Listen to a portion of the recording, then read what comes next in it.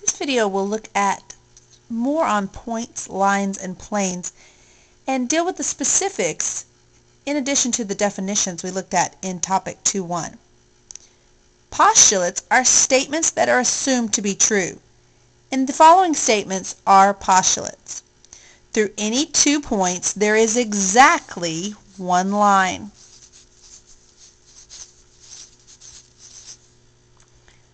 A line contains at least 2 points. A plane contains at least 3 points.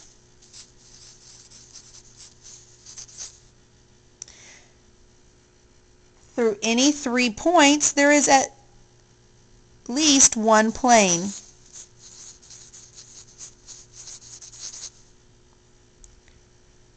Through any 3 non-collinear points, there is exactly one plane. Space contains at least 4 non-coplanar. Remember, that means points that are not on the same plane. If 2 points are in a plane, then the line that contains those points is also in the plane.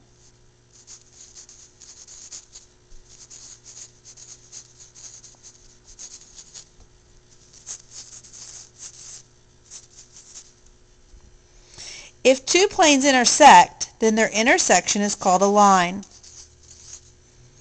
You may want to think of lines as being the connection between the corners of a room, and think of the walls of those rooms as being the planes.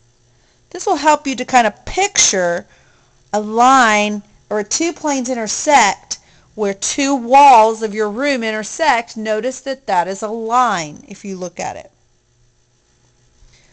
Now, theorems are statements that are proven true. Remember, postulates were things that were assumed to be true. 2 theorems we're going to work with here are: if 2 lines intersect, they must intersect at a point.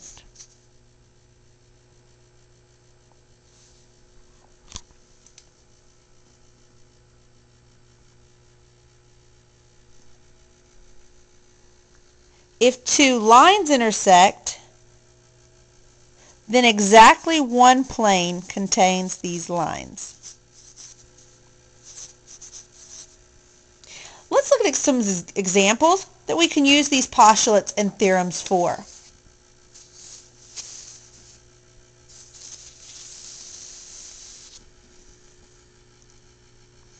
Example 1. Look at the plane we have with a line in it.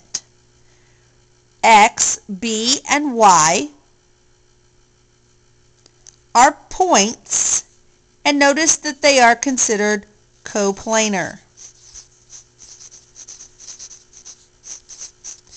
meaning they all lie in the same plane.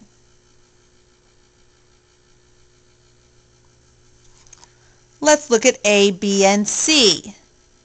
A, B, and C are all in the same plane, but they're also on the same, they're not in the same plane, but they are on the same line. So they are considered collinear. Notice plane R, that's the gray shaded area, and line AC intersect at point B. Let's talk about BA. Notice that's a ray. Look at the notation. You have a dot above the B and an arrow above the A. So that's a ray AB. And ray BC are opposite rays. Remember, they share a common endpoint, but they go in opposite directions.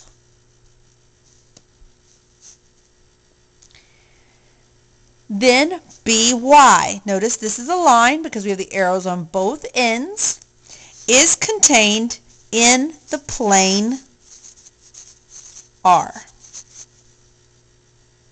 And then remember, we know that for any 2 points, there's at least exactly one line. And we know that if those points are located inside a plane, then that line is inside the plane as well. Let's look at example 2 here. Are points S, O, and M coplanar? S, O, and M. Well, remember that with at least 3 points, there's at least one plane. So this is a yes. Even though the plane might not be drawn, we know that through any 3 points, there is at least one plane.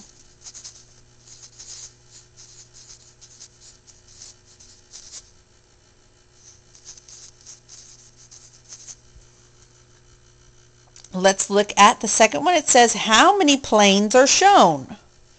Well, let's think of this box here. We've got the floor, we've got the ceiling, and we've got the 4 walls. So we have 6 planes shown here.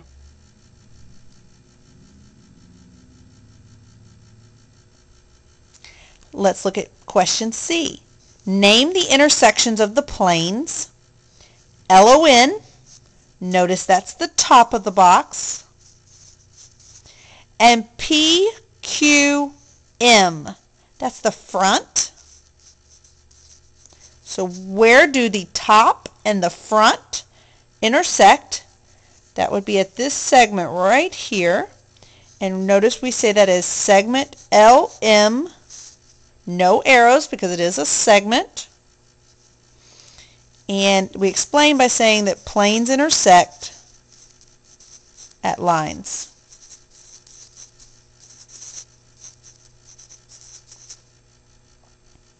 So let's look at D. Name the intersection of plane MQR and line ON. So MQR, that is the right side in our picture. See it here, MQR. And line ON. ON. Those are going to intersect at point N. Why? Because planes and lines intersect at a point.